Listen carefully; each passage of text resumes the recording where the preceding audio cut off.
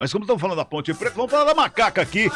Júlio Nascimento vai trazer informações porque a Ponte perdeu duas seguidas, né? Vinha num momento muito bom. A Ponte Preta perdeu para o Cruzeiro e perdeu ontem para o Sampaio. E ainda não chegou aos 45. É justamente isso que nós estamos falando, né? Que dão essa garantia matemática pela permanência, não é, Júlio Nascimento? Muito bem, Cabela, chegando com informações da Ponte Preta, que está de olho já na partida contra o Vila Nova neste sábado. Mais uma oportunidade da Ponte vencer e finalmente ultrapassar os 45 pontos que foram colocados como meta da diretoria antes de continuar o planejamento para a temporada de 2023. A Ponte está com 43 pontos, joga contra o Vila, se vencer vai a 46 e nesse cenário até acredito que algumas situações avancem, como no caso a renovação com o Hélio dos Anjos, que está encaminhado. O Hélio dos Anjos tende a ser o técnico da Ponte na temporada de 2023. A Ponte tem um calendário com Série A2 do Campeonato Paulista, também com Série B. Tá de olho também no ranking aí, porque terminar bem o campeonato numa posição boa é importante, afeta também no ranking, que afeta a participação do time na Copa do Brasil. E tem algumas situações também para resolver com alguns jogadores. Fábio Sanches e Matheus Silva, os dois zagueiros. O goleiro Kaique França e o meia Fecim são os titulares que ainda estão sem contrato para o ano que vem. Kaique França não tem vínculo com outro time, se não renovar o contrato fica à disposição no mercado. A mesma situação acontece com Fábio Sanches. Já o Fecim pertence ao Corinthians, que não tem interesse em utilizá-lo em 2023, e o Matheus Silva pertence ao Cruzeiro, que com Paulo Pesolano já não estava usando o Matheus Silva nesse ano. Ano passado ele foi utilizado, esse ano não. O Matheus Silva deve ser colocado à disposição para empréstimo para novas equipes e se a Ponte sinalizar interesse, a tendência é que ele permaneça no clube. Alguns jogadores foram sondados recentemente, o caso do Alisson e também o caso do Felipe Amaral, né? Felipe Amaral foi observado recentemente por Atlético Mineiro, Corinthians e Palmeiras. Não tem nenhuma proposta, são todos jogadores com contrato e também com multa rescisória, o que gera muita confiança para a diretoria da Ponte. Cabela. Legal, Júlio. É o trabalho da Ponte Preta daqui pra frente preparar 2023. Não tem outra história, não tem outra conversa, né? Porque não consegue mais no acesso. Matematicamente você fala, mas ainda dá, matemática. Pelo amor de Deus, gente. Não. Matematicamente dá, mas não dá. Não dá. Tem coisas no futebol que a gente já sabe. E também não é nenhum demérito. Eu acho que só a Ponte ter chegado nessa situação com 43 pontos, praticamente definida a permanência na Série B, em virtude do cenário, né? Foi um ano, olha, Cabela, tudo bem, a Ponte teve esse bom momento na Série B, mas foi um ano catastrófico. Foi, né? E o torcedor pode estar pensando, mas se tivesse montado um time desse lá no começo do campeonato da Série B, poderia estar brigando mais acima. Detalhe, gente, a Ponte Preta teve um bom momento de quanto? 10 jogos? Na Série B? Agora, esse momento bom da Ponte, que livrou a Ponte, uns 10 jogos. Essa fase boa, ela começa a partir do jogo contra o Náutico, né? Aqui, isso. O gol do menino do Eliel. De lá pra cá as coisas mudaram, então, né? Vai uns 10 jogos, 10, 12 jogos aí, mais ou menos isso. Segundo turno pra frente, vai, da 20ª rodada pra frente. Então são 13 jogos, como de ontem. Mais ou menos a base que eu coloquei. A Ponte ia oscilar do mesmo jeito. Só que essa oscilação da Ponte seria muito maior do que oscila Cruzeiro, Grêmio e Bahia. O Vasco sim está dando uma abertura maior, o Vasco. Mas mesmo a Ponte ter montado um time como teve agora nesse segundo turno, desde lá do começo do campeonato, essa oscilação seria maior, porque não é um time com um elenco grande, é um time bom. É um time bom e que se formou em meia competição, o que não é o ideal, né? O que não é o ideal. Mas analisando assim todo o 2022, foi um ano catastrófico. Eu acho que de positivo fica essa base, sim, que a gente espera que ela seja mantida, entendendo as dificuldades financeiras do clube, entendendo também que o clube vai ter que se desfazer, acho que de pelo menos um jogador, né? Mas o que fica de positivo é justamente essa base. Um alento para o torcedor, a vitória no derby, a gente sabe o significado que tem, né? É um significado especial, mas nada, Cabela, apaga o que aconteceu no Campeonato Paulista. A Ponte não disputava uma Série A2 desde 99, foi o último ano de Série A2. De 2000 para cá, ela só disputou a Série A1 e ela só foi correr risco de rebaixamento em 2005 e de uns 2, 3 anos para cá. né? Então é algo novo para a Ponte. Então por isso que todo momento eu falo aqui, é o ano mais desafiador.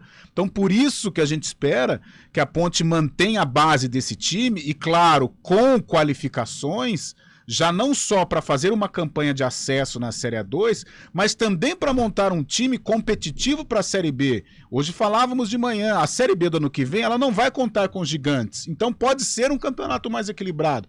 Então isso que eu estou falando da Ponte se encaixa também para o Guarani, que é o mesmo retrato, só não caiu.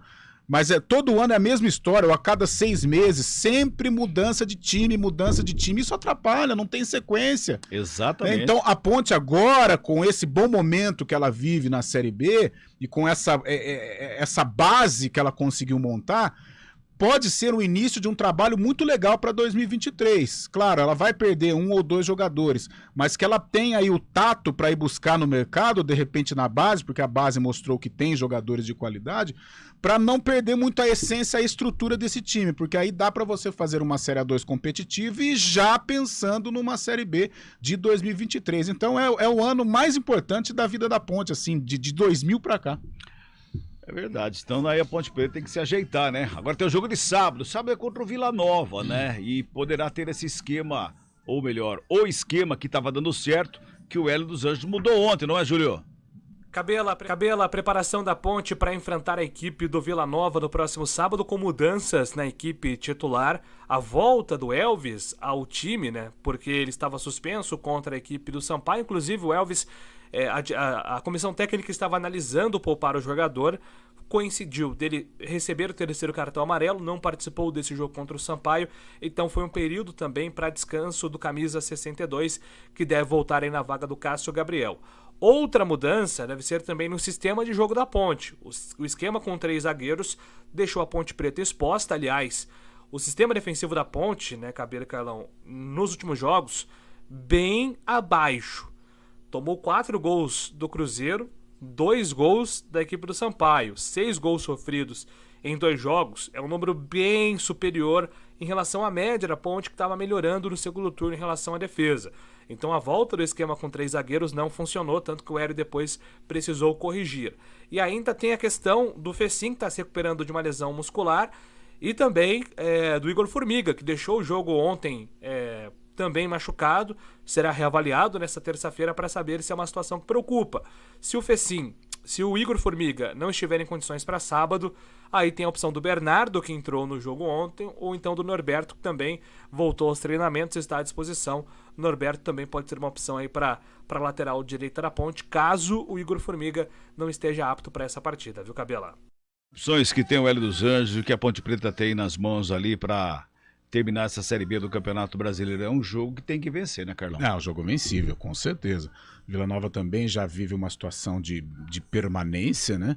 É o 15º com 38 pontos, permanência em termos também. Achava que estava tendo uma situação melhor. Então vem para tentar vencer.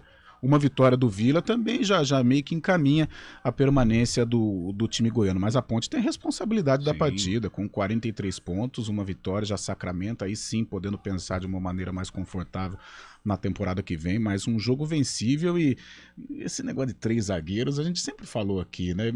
Eu não sou contra o sistema com 3 zagueiros, mas ele precisa ser muito bem treinado. Não é uma semana, não é uma semana, não são 2 semanas, é todo um trabalho para você colocar na cabeça dos jogadores este esquema. É claro que o Hélio trabalhou nesse esquema de 3-5-2, ele não montou lá no Maranhão, mas deve ter sido em pouco tempo, né? Então até entrar na cabeça do atleta esse esquema aí é muito complicado. Foi emergencial também em virtude dos desfalques, mas que volte ao trivial, que é melhor. O Marco Antônio Duarte mandou um link aqui para que eu abrisse o link para ver aqui. Eu não abri ainda, mas ele mandou aqui um resumo do que está nessa informação do link que ele mandou.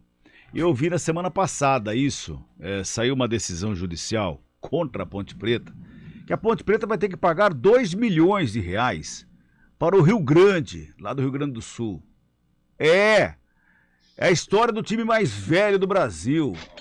O Rio Grande entrou na justiça pedindo 50 milhões de reais de indenização, porque a Ponte Preta usou o clube mais velho, ou o time mais velho do Brasil, o time de futebol mais velho do Brasil, e teria se beneficiado em ter feito jogos lá nos Estados Unidos. Foi em 2015, 2015 ela jogou contra o Orlando City. Isso, né? Num jogo festivo e acho tal. Que perdeu por 3-2. Exatamente. E aí o time tá pedindo aí essa indenização. A juíza deferiu a favor do clube rio-grandense. Só que só 2 milhões, não 50 milhões. Ainda cabe recurso para Ponte Preta, que deve recorrer. Mas, gente, tenha santa paciência, não? Pelo amor de Deus, gente. Vai procurar coisa para fazer. Tenha santa paciência. Vamos pro intervalo. Vai. Não vou nem falar pro Carlão comentar. Vambora. CBN Esporte.